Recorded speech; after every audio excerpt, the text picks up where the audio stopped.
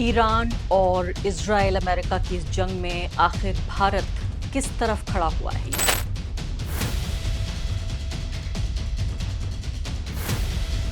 Oil refinery है, दुनिया की नंबर 1 एक्सपोर्ट फैसिलिटी, उस पर हमला हुआ है। ये इजराइल और यूनाइटेड स्टेट्स ने आयतुल्ला खामेनी की हत्या कर दी।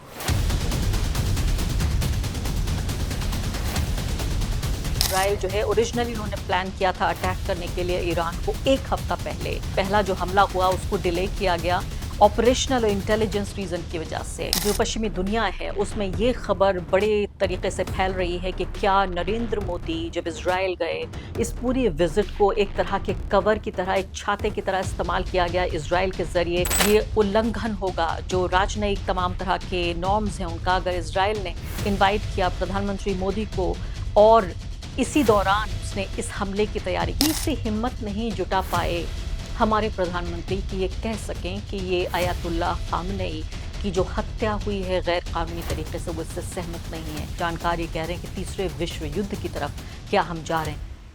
नमस्कार, द वायर में आपका स्वागत है। मैं हूं आरफा खानम शेरवानी।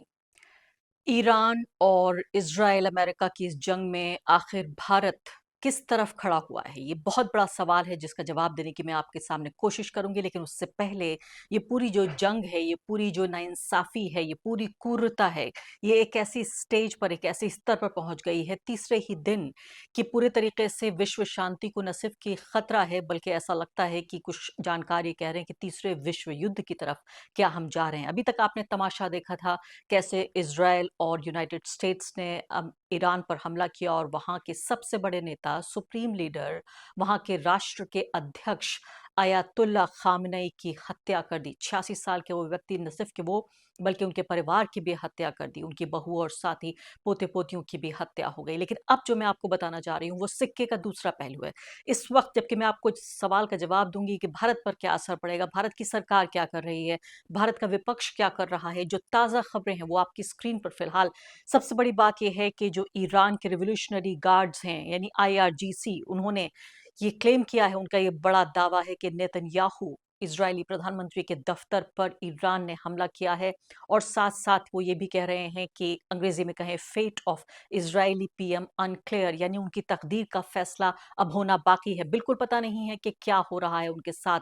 तो सीधे तौर पर हम इस खबर के, क्योंकि ये क्लेम ही है, ये दावा है, हम इसका इंतजार करेंगे। लेकिन जो जंग है उसमें दोनों तरफ से दावे होते हैं।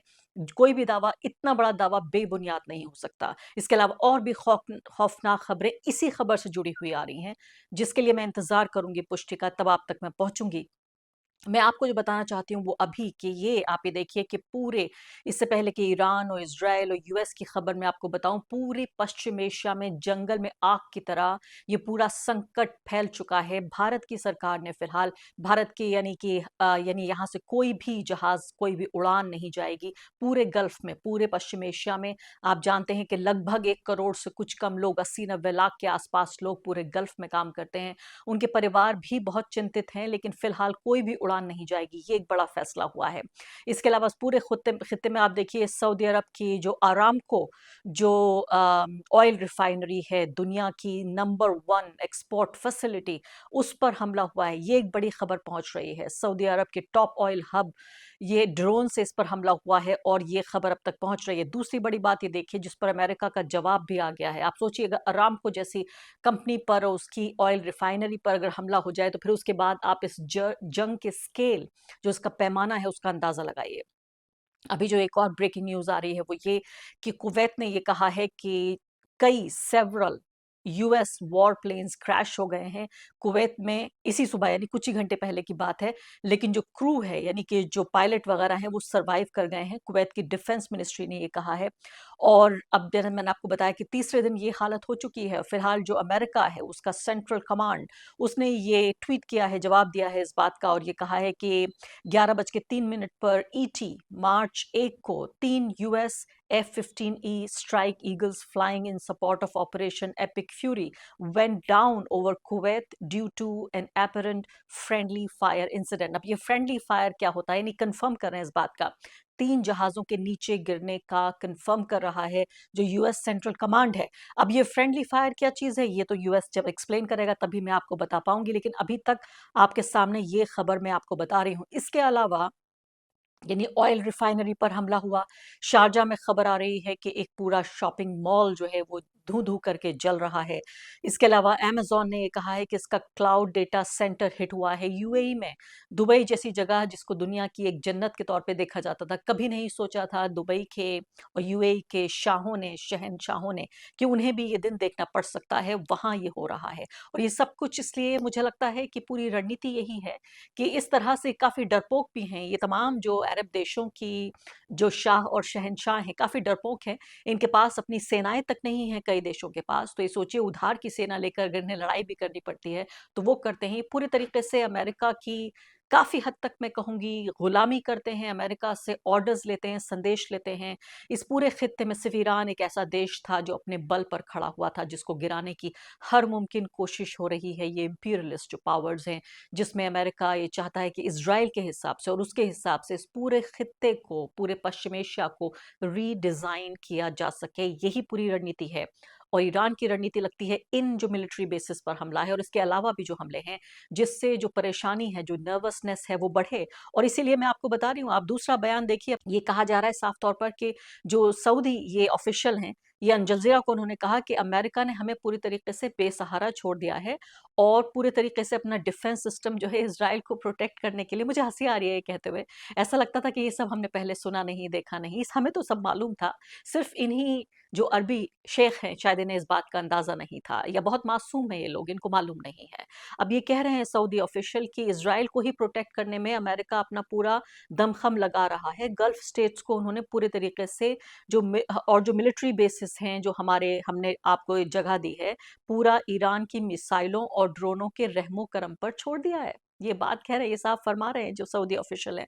आप ये देखिए कितनी हैरानी भी हो रही है और नहीं भी हो रही है। अब ये आपको ताज़ा खबरें देने के बाद मैं आ जाती हूँ 2 महत्वपूर्ण खबरों पर कि क्या वाक़ई भारत, अमेरिका और इज़राइल का साथ दे रहा है, ईरान का नहीं?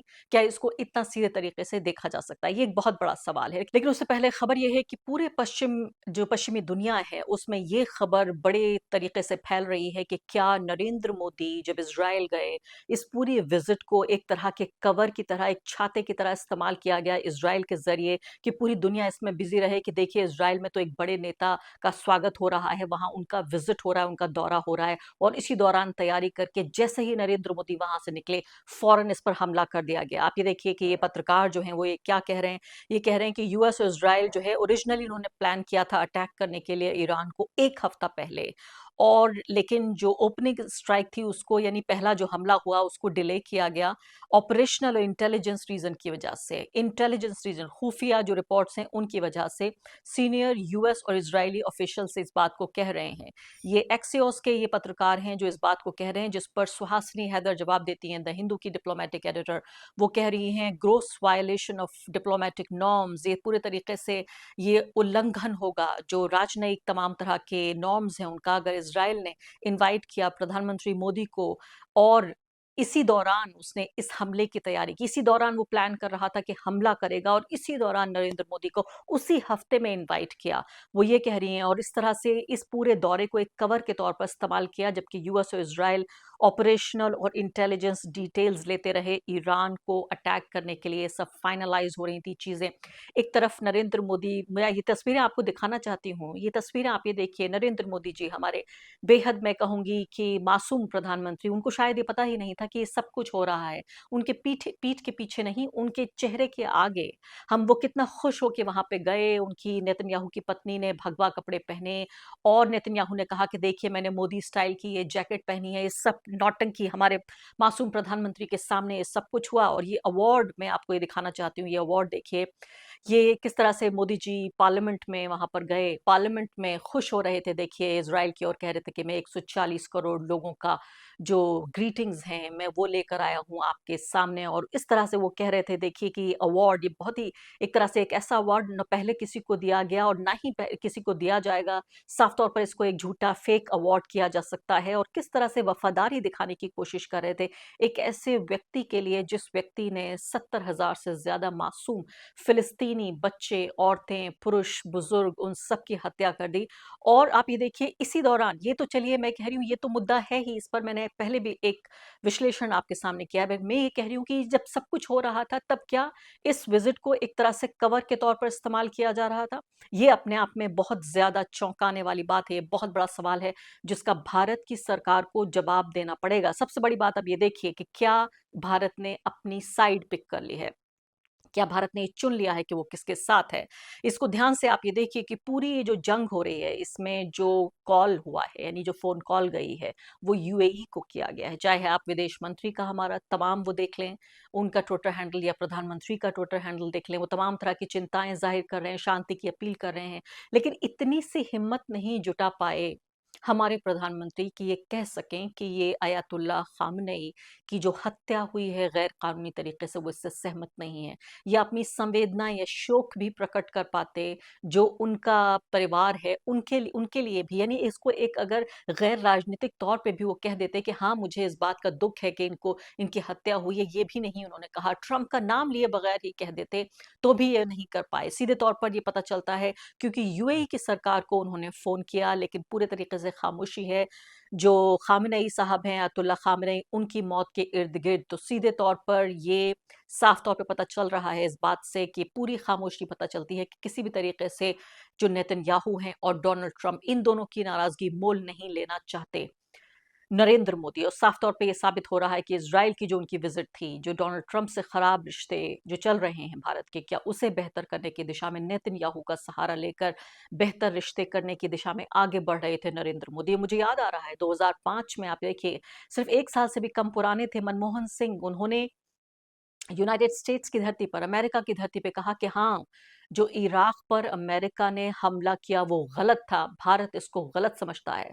वो मनमोहन सिंह जिनके शब्द नहीं निकलते थे उनके मुंह से, कहा जाता था भारत के इतिहास के सबसे कमजोर प्रधानमंत्री, उनके इतना दम था उनके अंदर कि सीधे तौर पर उन्होंने अमेरिका की धरती पे ये कहा कि आपने जो इराक पर हमला किया वो गलत था। आज जबकि ये पूरा संकट हमारे सामने नजर आ रहा है, सीधे तौर पर नरेंद्र मोदी जी बिल्कुल हिम्मत नहीं कर पा रहे हैं। अब मैं आपको बताना चाहती हूँ कांग्रेस पार्टी ने क्या कहा है। बहुत ही जोरदार मजबूत तरीके से बिना एक शब्द चबाए हुए ये एक स्टेटमेंट जारी किया है कांग्रेस पार्टी ने। मल्लिकार्जुन खड़गे के ट्विटर हैंडल से ये पोस्ट हुआ है और वो कह रहे हैं कि भारतीय राष्ट्रीय कांग्रेस पूरी तरह से ईरान के सर्वोच्च नेता अयतुल्ला अली खामनेई की लक्षित यानी टारगेटेड जो उनकी हत्या हुई है उसकी कड़ी निंदा करती है। इसके अलावा वो कह रहे हैं ये हमला बिना युद्ध की घोषणा के किया गया सैन्य हमला था। हम उनके परिवार, ईरान के लोग और दुनिया भर के शिया समुदाय को उनके दुख के समय में गहरी संवेदना हम व्यक्त करते हैं। हम इस गंभीर संकट के समय उनके साथ एकजुटता से खड़े हुए हैं।